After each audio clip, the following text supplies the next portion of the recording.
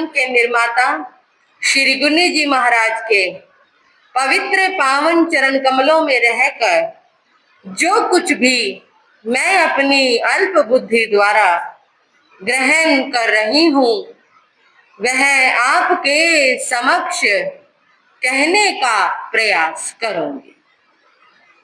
उपस्थित धर्म प्रेमी श्रोतागण, आप सभी भगवान महावीर स्वामी की मंगलमय धर्म देशना को श्रवण कर रहे हैं।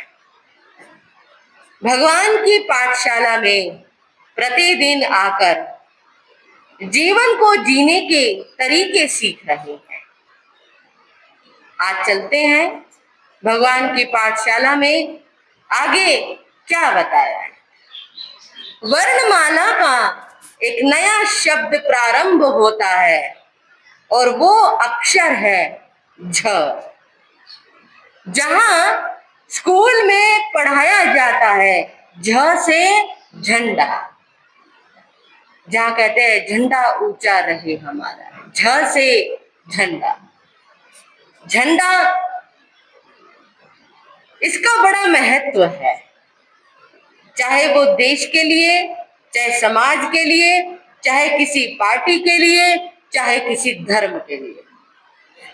किसी पार्टी की पहचान करनी हो तो ध्वज से होती है, झंडे से होती है। किसी देश की पहचान करनी हो तो भी झंडे से होती है। जितने देश हैं संसार में सभी के ध्वज अलग अलग, सभी के झंडे अलग अलग। झंडे से पता चल जाए भाई ये जो झंडा है ये इस देश का है। अगर दूसरे देश का झंडा अपने देश में फहरा दिया जाए तो क्या हो जाता है जी? झगड़े हो जाते हैं, लड़ाइयां हो जाती है। कहते भाई तू तो उस देश का मानने वाला है, तूने तो यहाँ पर क्रांति फैला दी, तूने यहाँ पर आतंकवाद फैला दिया, तूने यहाँ उग्रवाद फैला दिया, तुम यहाँ पर ये कर रहे हो। यानी इस झंडे का इतना महत्व है कि किसी दूसरे देश का झंडा बिना कारण अपने देश में लहरा भी नहीं सकते।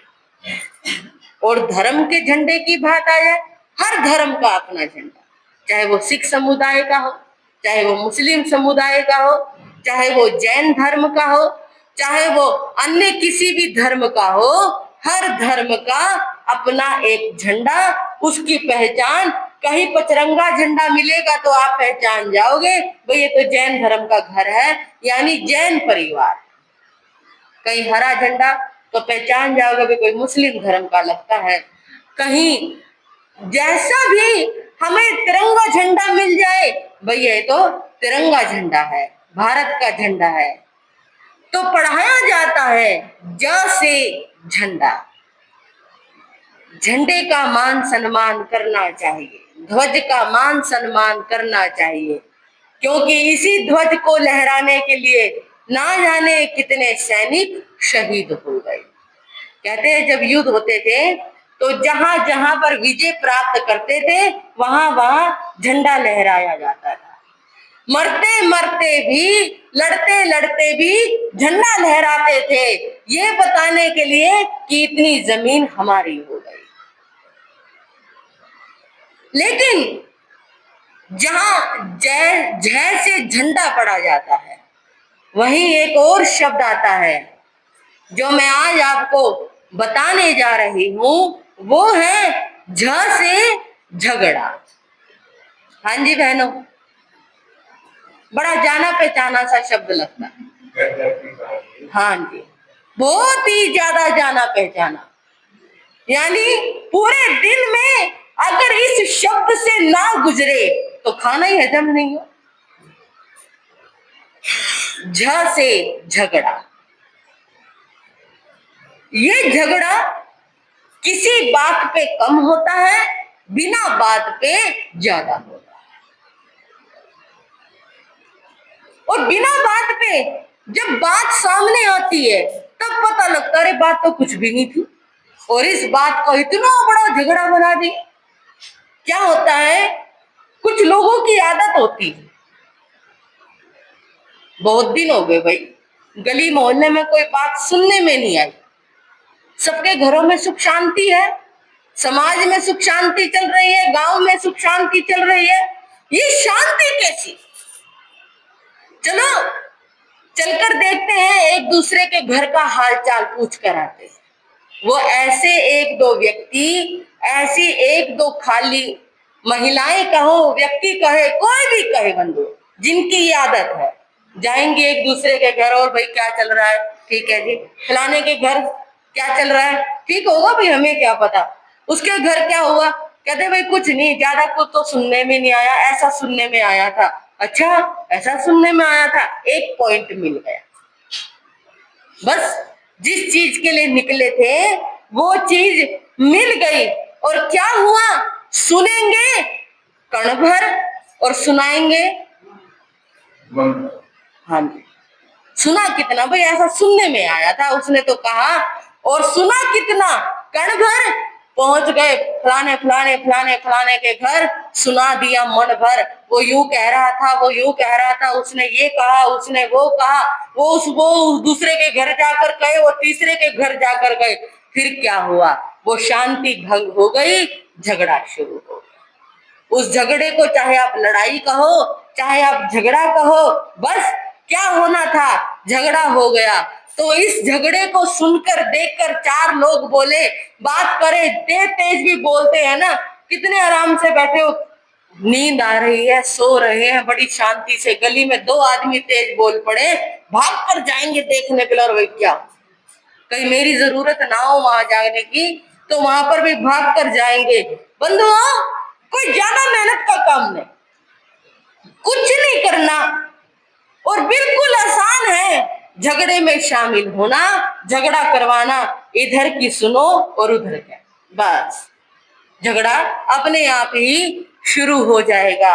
महाप्रभु महावीर कहते हैं, ये झगड़ा देखने में जितना अच्छा लगता है, जितना हमारे कानों को प्रिय लगता है, झगड़ा करवाने वाला बंधुओं महान पाप कर्म का बंधन करता है। क्योंकि उस झगड़े से जितने घर टूटेंगे, जितना मन मुटाव बढ़ेगा, जितने रिश्ते खट्टे होंगे, जितनी, ये समझ लीजिए, जितनी लड़ाई बढ़ेगी, जितने दिनों की बोलचाल बंद होगी, उतना ही हमारे पाप कर्मों का बंधन होगा। लेकिन पाप से तो डर लगता ही नहीं, पाप से क्या डरना, पाप तो हमारी जेब में रहता है, हम तो बहुत धर्मात्मा हैं, इधर माला घुमाते रहते हैं, इधर बात करते रहते हैं, हाँ भाई फलाने की बहू क्या कह रही थी, हाँ भाई फलाने की सास क्या कह रही थी, बस धर्म कर तो रहे हैं, इधर से पाप आ रहा है, इधर से जा रहा है। ऐसी सोच बिल्कुल भी मत रखना कि हम धर्म करके सारे पापों को धो देंगे। प्रभु कहते हैं, पाप करना आसान है, लेकिन भोगना बहुत मुश्किल है।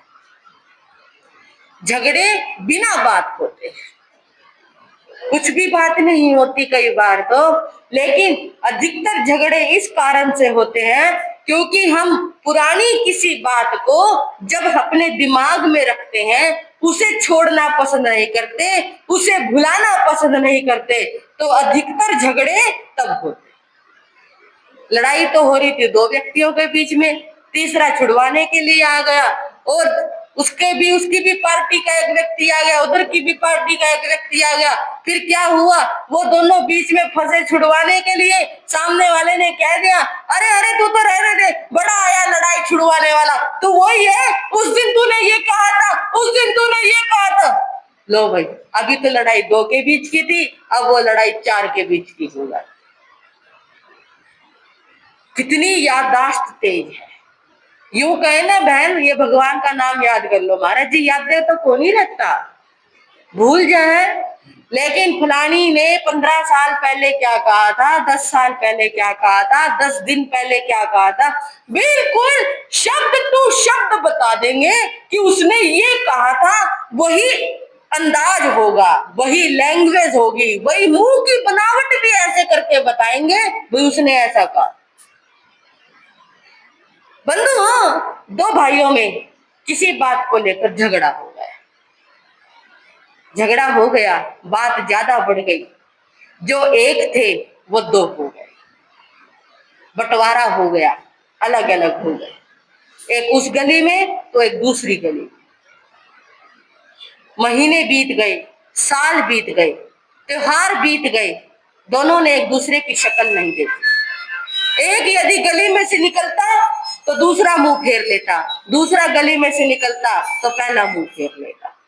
झगड़ा इतना ज्यादा बढ़ गया, जो दो भाई एक थाली में खाया करते थे, जो दो भाई एक दूसरे की पसंद का ध्यान रखते थे, जो दो भाई आज तक एक दूसरे के लिए मरते थे, मिटते थे, लेकिन उन झगड़ों ने उन दोनों भाइयों के बीच में इतनी नफरत पैदा कर दी कि आज एक दूसरे की शक्ल देखने को तैयार। वक्त है, बीत जाता है, वक्त आया, सालों साल बीत गए, और एक दिन छोटे भाई की लड़की का प्रसंग आ गया। घर में शादी थी। अब शादी थी, सारे मेहमानों को कार्ड भेजे जा रहे थे, सारे मेहमानों को निमंत्रण भेजे जा रहे थे। अब छोटा भाई ये सोचे, किसी रिश्तेदार ने कह दिया, हाँ भाई अपने बड़े भाई को भी बुला लियो। बुलाए कैसे, किस मुंह से बुलाए, जिसके साथ सालों साल हो गए बोल चाल ना हो। और हैरानी होती है जब इंसान यूं कह देता है जी हमारी तो बोल चाल नहीं है। अरे इसी बीच में यदि कोई मर गया तो ये मन मुटाव अगले जन्मों तक साथ जाएगा, ये नहीं याद रखते, अगले जन्मों तक साथ जाएगा। यूं तो हमारी बोल चाल नहीं है, यदि फलाना व्यक्ति कोई मर जाए तो उसकी तेरामी पे जाओगे या नहीं जाओगे? मरने पे जाना पड़ेगा, लोक लिहाज निभाने पड़ेंगे, तिरामी पे जाएंगे, उस समय पूरी भी खाकर आएंगे, और जो सब्जी होगी वो भी खाकर आएंगे, और वो जो मरा ना वो ऊपर से देख रहा होगा कि यूं तो जीते जी कभी बोला नहीं, और आज तिरामी पे हलवा पूरी खाने के लिए बड़ा आ गया। फिर वो आपके सपनों में आकर डराएगा, फिर जाना पंडितों के पास, तांत्रिकों के पास कि देखो जी वो मुझे आकर डराता है। जीते जी जिस व्यक्ति से हमारी बोलचाल, मरने के बाद उसके सामने बैठकर रो रहे हैं, उसकी फोटो के आगे बैठकर आंसू टपका रहे हैं, क्या खाएगा? जीते जी जिससे आप दो शब्द नहीं बोले, मरने के बाद उसकी तेरहमी पर दो शब्द बोलने का क्या फायदा? ये मनमुटाव अगले जन्मों तक लेके जाने का क्या फायदा? छोटे भाई ने कहा कैसे बुलाओ, तो इतने साल हो गए आज तक हमारी बोलचाल में, ऐसे अच्छा थोड़ी लगता है, घर में शादी हो, सारे मेहमान आए और बड़ा भाई ना आए, ऐसे कैसे अच्छा लगेगा? कौन हिम्मत करे बड़े भाई के घर जाने की, कैसे कार्ड देकर आऊं? बस इसी उलझ पुलझ में छोटा भाई चिंता में था, और अगले दिन प्रवचन में गया, स्थानक में गया, गुरुओं के पास बैठा हुआ था। गुरुओं ने कहा भाई क्या बात हो गई? कहते जी ऐसे ऐसे ये परेशानी आ गई, मेरी लड़की की शादी है और मैं अपने बड़े भाई को शादी में बुलाना चाहता हूँ, बुलाऊं कैसे?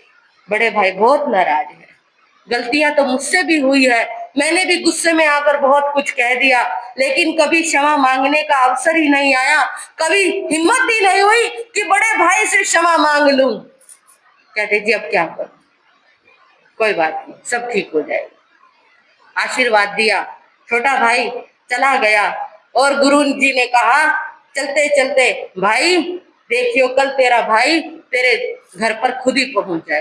कहते जी मैं जानता हूं अपने बड़े भाई को नहीं आएगा, वो बड़ा स्वाभिमानी व्यक्ति है और वो नहीं आएगा। कहते जी बस इसी चिंता में हूं, मेरी तो नाक कट जाएगी, मेरी बेइज्जती हो जाएगी, सारे मेहमान क्या सोचेंगे, ये झगड़ा दुनिया के सामने प्रकट हो जाएगा, अभी तक तो किसी को नहीं पता लेकिन कल सबको पता चल जाएगा। कहते कोई बात नहीं, जो होगा ठीक ही होगा। वो चला गया। अगले दिन बड़े भाई आए, प्रवचन में आया करते थे प्रतिदिन, तो गुरुओं ने आज रोक लिया, हाँ भाई थोड़ी देर बैठ कर जाइए। बैठ गया। कहते भाई सुना है तेरे छोटे भाई की लड़की की शादी है। होगी महाराज, हमें क्या लेना देना। कहते क्यों भाई तुम नहीं जाओगे? कहते महाराज हमारी तो 15 साल से बोलचाल बंद है उनसे, अब उसके घर में चाहे किसी की शादी हो चाहे किसी का मरना हो, मुझे क्या लेना देना? अरे ये तो शादी की बात है, मैं तो उसके मरने पे भी ना जाऊं। क्यों बात, क्या बात भाई, ऐसी क्या बात हो गई थी जो इतनी नाराजगी? नाराजगी महाराज, जो शब्द उसने मुझे कहे, जो जो बातें उसने मुझे कही, कहते जी देखो बात कुछ भी नहीं थी, पड़ोसियों ने कह दिया बस, और पड़ोसियों की बातों में आकर यूं भी नहीं पूछा भैया क्या ये बात है या नहीं है, बस मेरे ऊपर ऐसा बोला ऐसा बोला। पड़ोसियों ने उसको सिखा दिया तेरा बड़ा भाई यूं कहता है यूं कहता है। कहते जी बताओ मैं क्यों कहूंगा, कहना होगा मैं अपने छोटे भाई से नहीं कह दूंगा, पड़ोसियों से कहने की मुझे क्या जरूरत है। और पड़ोसियों की बातों में आकर कहते गुरुजी उसने जो भला बुरा कहा, जो उसके मुंह में आया वो बोला। कहते जी उसके बाद हम अलग अलग हो गए, वो अपने घर खुशी, हम अपने घर। अच्छा, आपको सारी बातें याद है, इसका मतलब सारी बातें, एक एक बात याद है गुरुजी, जो उसने मुझे उस दिन शब्द कहे थे ना, यदि मैं आपको बताने लग जाऊं, आप भी सुनो तो हैरान रह जाओ कि एक भाई दूसरे भाई को कैसे कैसे शब्द बोल सकता है। गुरुजी कहने लगे कमाल हो गया, ये पड़ोसी भी ना, दो भाई इकट्ठे रहे तो इनको सुहान नहीं होती, देवरानी जिठानी इकट्ठी रहे तो ये ईर्ष्या में यूं जलते रहते हैं कि कब इनके घर में फूट पड़े, कब देवरानी जेठानी अलग अलग बर्तन रखे, ये बहू अपनी सास के साथ रह कैसे रही। कहते महाराज चाहे कुछ भी हो, लेकिन उस दिन जो मेरे छोटे भाई ने मेरे साथ किया मुझे अच्छा नहीं। अच्छा भाई ये बात बताओ, मैंने ना एक सप्ताह पहले प्रवचन में एक कथा सुनाई थी, और मुझे याद नहीं आ रही कौन सी सुनाई थी, तुम्हें याद है मैंने क्या कथा सुनाई थी? पहले बहनों पहले आप बताओ, याद है? पिछले संडे क्या सुनाया था, इसी संडे बता दो। हाँ जी भाइयों, याद है? नहीं याद है ना? ना इस संडे मैंने जिनवानी नहीं सुनाई। अब आप बताओ। और भाई कहने लगा, कहते गुरुजी पिछले संडे की बात कर रहे हो आप, तो मुझे तो पर कल क्या सुनाया था यही नहीं याद। कहते अच्छा तुम्हारी पत्नी ने 3 दिन पहले नाश्ते में क्या बनाया? कहते ना महाराज याद नहीं। कहते अभी तो तुम कह रहे थे कि मेरी मेमोरी, मेरी आप वो जो शक्ति है वो बहुत तेज है, याददाश्त बहुत तेज है, अब तुम्हें इतना भी याद नहीं कि परसों तुम्हारी पत्नी ने नाश्ते में क्या बनाकर खिलाया था, तुम्हें इतना भी याद नहीं इस संडे मैंने क्या सुनाया था? कहते ना गुरुजी याद नहीं। कहते भाई कमाल हो गया, इस संडे का प्रवचन तुझे याद नहीं, 3 दिन पहले क्या खाया था ये तुझे याद नहीं, 15 साल पहले तेरे भाई ने तुझे क्या कहा था ये बड़ा याद। हाँ जी याद है ना? बहुत लोग हैं अभी भी मेरे पास इसी गांव के जो ये कह रहे हैं महाराज आप ही कह देना जी मेरी बोलचाल बंद है, आप ही कह देना उसको, आप ही टोक देना, हमारी किसी बात पे कहा सुनी होगी थी। याद है, पूरी याद है, लेकिन ये याद नहीं कि उसने क्या, महाराज ने क्या सुनाया। पूछा भाई तुझे 15 साल पहले की जो बातें भुला देनी चाहिए थी, जो बातें गंदी थी, बेकार थी, जो कूड़ा करकट था वो तो तूने इकट्ठा करके रखा, जो फूल थे वो तूने बिखेर दी। अरे ये लड़ाई झगड़े की बातें तो कूड़ा करकट होता है, कूड़ा करकट तो घर से निकाला जाता है, दिमाग से निकाला जाता है, उन्हें याद नहीं रखा जाता, वो तू याद रख रहा है। जो अच्छी बातें हैं, सत्संग की बातें हैं, आत्मा के कल्याण की बातें, उन्हें तो भुला रहा है, ये क्या मतलब हुआ? कहते गुरुजी बात तो सही कहते। कहते बेटी, बेटी तो पूरे घर की बेटी होती है, लड़ाई हुई तुम दोनों भाइयों में, उस बेटी का क्या दोष है जिसकी शादी है? कल उसकी शादी होगी, लोग आएंगे, रिश्तेदार आएंगे, पूछेंगे क्या जवाब देगी वो लड़की, उसकी ससुराल में क्या इज्जत होगी, कहेंगे भाई इनके परिवार वाले भी एक साथ नहीं रहते, ये लड़की भी इसी लड़ाई झगड़े में शामिल है, जिनके घर में लड़ाइयां होती हैं उनके बच्चे बदनाम हो जाते हैं कि जैसी बाप वैसी बेटी, जैसी माँ वैसी बेटी। गलती करते हैं माँ बाप, सजा भोगनी पड़ती है बच्चों को। अरे भाई तुम इस लड़ाई झगड़े में बच्चों के बीच में क्यों लेकर आते? गुरुजी ने समझाया, समझ आ गए। कुछ कुछ लोग होते हैं समझ जाते, भटके हुए होते हैं, बस हाथ पकड़कर सही मार्ग पर लाने की जरूरत होती। कहते गुरुजी गलती हो। कहते फिर क्या सोचा? कहते जो आपको। कहते बेटी की शादी है, जाओ, वो तेरी भी बेटी है, तू बड़ा भाई है, बड़े तो क्षमाशील होते हैं, बड़ों को तो क्षमा करना आना चाहिए। अरे बड़े तो क्षमा के सागर होते हैं। ना जाने तूने भी कितनी बार गलतियां की होंगी, तेरे माँ बाप ने तुझे कितनी बार क्षमा किया होगा। आज तेरा छोटा भाई इस मुसीबत में खड़ा है तो तुझे उसको भी क्षमा करके अपनी बेटी की शादी में उसका सहयोग करना चाहिए। बंधुओं, भाई वहां से खड़ा हुआ, मन में यही उलझन थी, जाऊं या ना जाऊं। परिवार वाले ना माने। अब घर में आकर परिवार वालों से कहा, पत्नी अलग भड़क कर आई, बेटे अलग भड़क कर आए, ये क्या मतलब है? हम क्या उस अपमान को भूल जाए?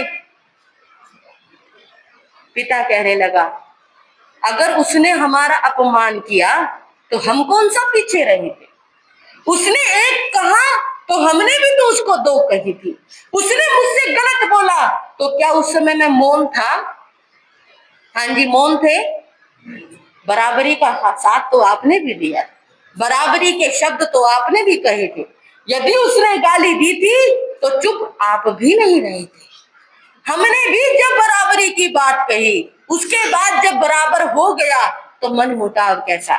छोटा भाई शाम को इंतजार कर रहा था, घर के बाहर बार बार आकर देख रहा था, पता नहीं भाई आएंगे या नहीं आएंगे।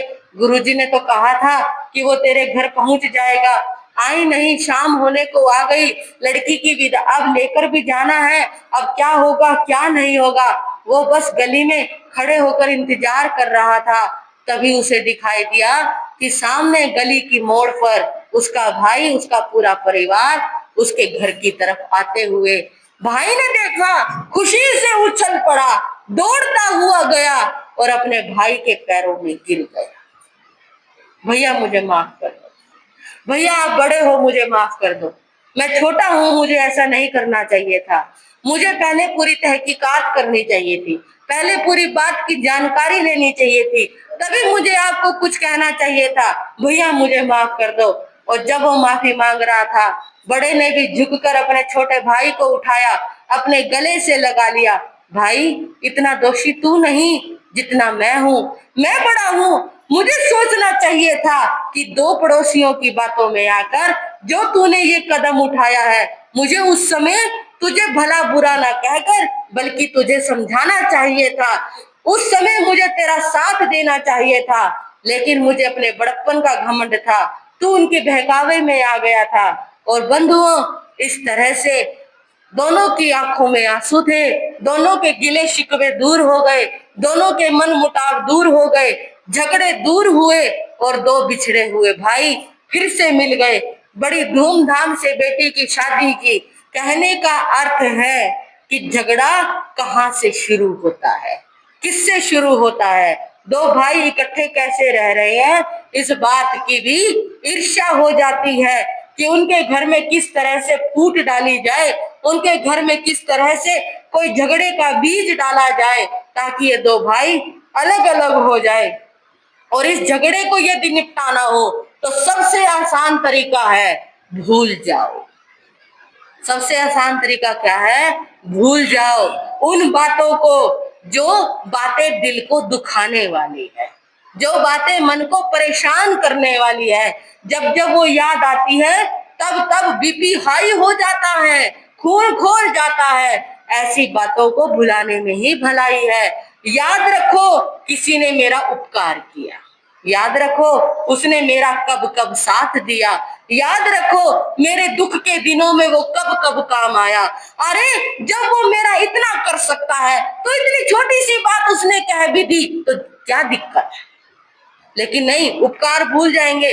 इसलिए महापुरुषों ने कहा है कि 100 में से 99 अच्छे काम कर दो, सिर्फ एक काम को मना कर दो। जिस काम को मना किया है वो तो याद रहेगा, 99 जो काम किए हैं वो भूल जाएंगे। ये लोगों की फितरत हो गई, लोगों की बुद्धि ऐसी हो गई, लोगों की सोच ऐसी हो गई। और इसी गंदी सोच ने, इसी बेकार सोच ने घर घर में झगड़े की नींव पैदा की। पति पत्नी लड़ रहे थे, घर में भैंस आई है, उसका दूध, पत्नी कह रही थी, देखो जी उसका दूध जब निकालेंगे तो उस दूध के जो भी मैं मलाई होगी उसका घी निकालूंगी और वो घी अपने पीहर भिजवाऊं। पति कहने लगा, अच्छा भैंस खरीदूं मैं, उसकी सेवा करूं मैं, और तू उसका घी निकाल कर अपने पीहर भिजवाएगी? तू कौन होती है उसका पीहर भिजवाने वाली? नहीं नहीं जी, देखो पीहर तो घी जाएगा, आखिर मेरे भी भाई भतीजे हैं, उनको भी जरूरत है। पति और पत्नी में इस बात की कहा सुनी हो गई। वो कहते नहीं, उस दूध पर मेरा अधिकार है, हमारे बच्चों का अधिकार है, वो दूध पिएंगे। वो कहती कोई बात नहीं, वो भी पी लेंगे, थोड़ा सा घी यदि पीहर भिजवा भी दूंगी तो कौन सी बड़ी बात हो जाएगी। लड़ाई बढ़ती रही, चलती रही, और ऐसी लड़ाई बढ़ी कि अब वो मारा पीटी पर शुरू हो गए। घर से बाहर बर्तन फेंकने की आवाज आने लगी। पड़ोसी आया डंडा लेकर, और डंडा लेकर दोनों को पीट दिया उसने। दोनों कहने लगे, क्या बात है भाई, तू हमारे बीच में क्यों पड़ रहा है, तू हमें क्यों मार रहा है? कहते जब तुम्हारी भैंस थी ना, हमारे खेत में सारा खेत चरगी हो जाता, अपनी भैंस भी संभाल के नहीं रखी जाती, मेरी सारी खेती खराब कर दी तुम्हारी भैंस ने। वो दोनों कहने लगे, भाई हमारी भैंस तेरे खेत में कैसे चली गई? कहते क्यों, क्या तुम्हारी भैंस हमारे खेत में नहीं जा सकती? कहते अरे भैंस खेत में तब जाएगी ना जब वो होगी। हाँ जी, भैंस तो है ही नहीं, हम तो खरीदने की सोच रहे हैं, अभी तो भैंस आई ही नहीं। कहते अरे मूर्खो, जब भैंस आई नहीं, अभी तक खरीदी नहीं, फिर घी कौन खाएगा, इसके पीछे कलेश क्यों कर रहे हो? कहते फिर मूर्ख मैं थोड़ी, मूर्ख तो तुम हो, फिर जैसे तुम्हारी भैंस का घी निकल के पीहर भी चला गया, ऐसे तुम्हारी भैंस हमारे खेत में भी चलने के लिए। बंधुओं, ये होती है बिना बात की लड़ाई, और आजकल अधिकतर घरों में आप ऐसी ही लड़ाइयां देखने को मिलेगी। जब आप पूछोगे ना झगड़े का कारण क्या है, वो कहेंगे कुछ नहीं, बस इसने यूं कह दिया था, बस यूं ही बात थी, और यूं बात पर इतना बड़ा झगड़ा शुरू हो जाता। तो जो झगड़ा है उस झगड़े से बचना सीखो, उस झगड़े से दूर रहना सीखो। सबसे पहले झगड़े के कारण को जानो कि झगड़े का कारण क्या है। आग लगाकर तमाशा देखने वाले बहुत मिल जाएंगे, लेकिन आग को बुझाने वाला कोई कोई होता है।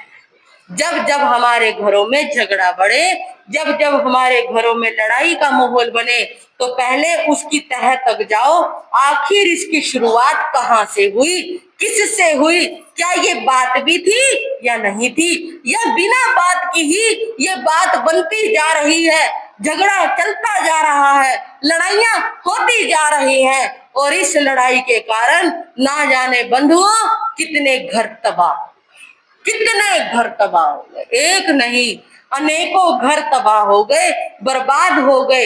यदि आप शहरों में जाकर देखो, तो अदालत में, कोर्ट में जाकर देखो, तो वहां पर 100 में से 70% केस तो ऐसे हैं जो तलाक के केस है। शादी होती नहीं, माता पिता करोड़ों रुपया शादी में लगा देते हैं, और दूसरे दिन ही लड़की घर में झगड़ा करके बैठ जाती। मैं नहीं जाऊंगी वहां पर, वहां ऐसे होता है, वहां ऐसे होता है, वहां ऐसे होता है। पूछो तो भाई क्या होता है, तो उसके पास कोई जवाब नहीं। एक परिवार आया गुरु जी महाराज के पास, जी बेटा बहू में आपस में लड़ाई रहती है, तलाक की नौबत आ गई, गुरु जी महाराज कृपा करो। तलाक की? कहते जी बहू कहते मैं तो तलाक लूंगी। बात क्या हो गई, आखिर तुम्हारे बेटे में भी कोई कमी होगी? कहते जी बात क्या है, हमें तो यही नहीं पता। कहते झगड़ा किस बात का होता है, यही नहीं पता। कहते गुरु जी महाराज बताओ, ये भी कोई बात होती है कि सवेरे संडे का दिन है, रोज तो जॉब होती है, जल्दी उठना जल्दी जाना, रात को देर से आना, संडे को छुट्टी होती है, तो संडे को आदमी घर पर लेट सोता है। शहरों में रिवाज है 10 बजे उठना, 11 बजे उठना। तो कहते हैं उसकी बहू, उसकी पत्नी क्या कहती है, जी आप संडे तक लेट सोते हो, मुझे सफाई करनी होती है कमरे की, मुझे बिस्तर झाड़ना होता है, और इसलिए जल्दी उठा करो। कहते जी इस बात पे झगड़ा हो गया। उसका आदमी कहता है भाई तू बाद में सफाई कर लिया कर अपने कमरे की, पूरा दिन होता है। भाई मुझे आदत है, रात को लेट सोता हूँ, सवेरे लेट नींद खुलती है। कहते जी बस कहती है या तो जल्दी उठा करो, नहीं तो मैं तलाक ले लूंगी। बताओ, इस बात पे भी झगड़ा हो गया।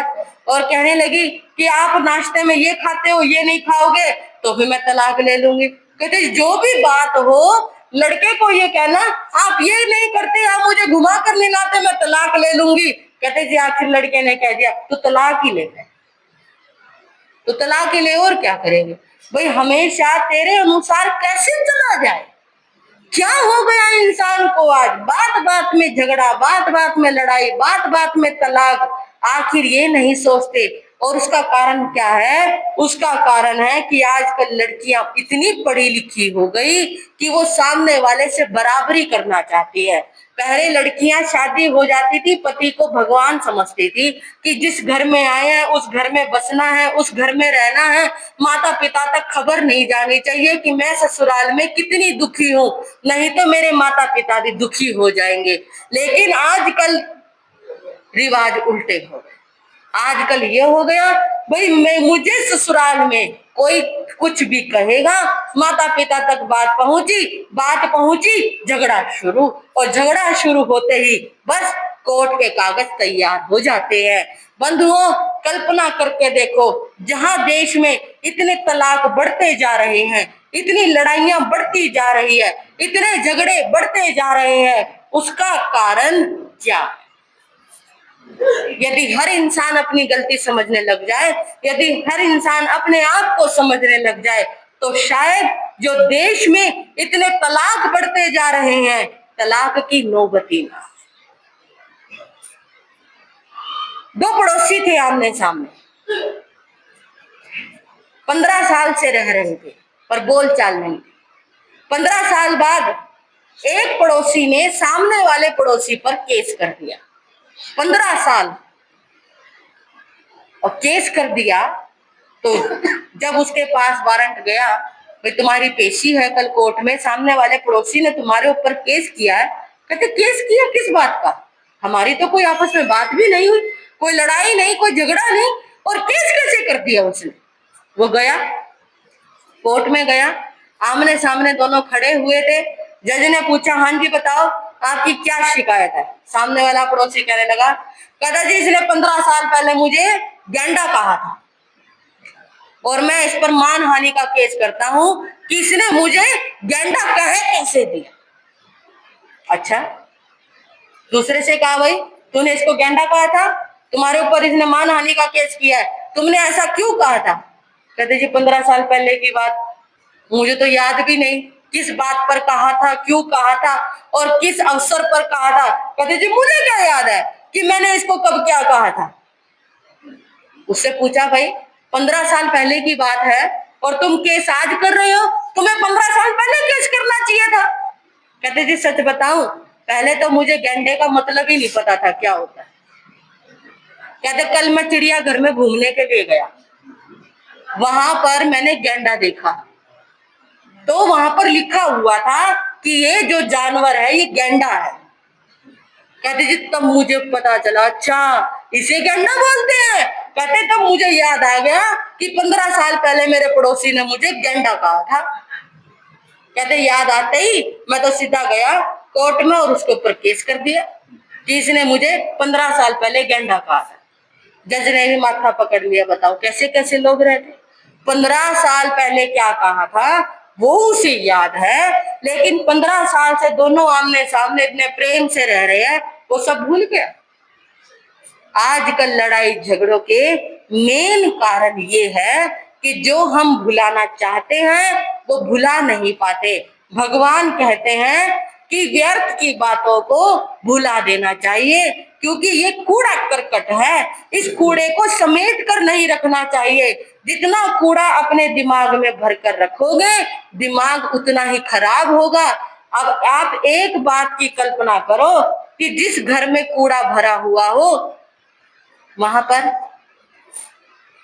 भगवान को बिठा सकते हो? नहीं बिठा सकते। पहले उस घर की सफाई करोगे, फिर भगवान को वहां पर स्थापित करोगे, तो जिस दिल में इतना कूड़ा करकट भरा हुआ हो तो भला वहां पर भगवान कैसे ठहरेंगे। हर व्यक्ति की शिकायत होती है, महाराज मन नहीं लगता, जब माला करता हूँ ना नींद आने लग जाती है, जब माला करता हूँ मन इधर उधर भाग जाता है, जब सामायिक संवर करता हूँ, जब सत्संग सुनता हूँ तो मन इधर उधर भागने लग जाता है।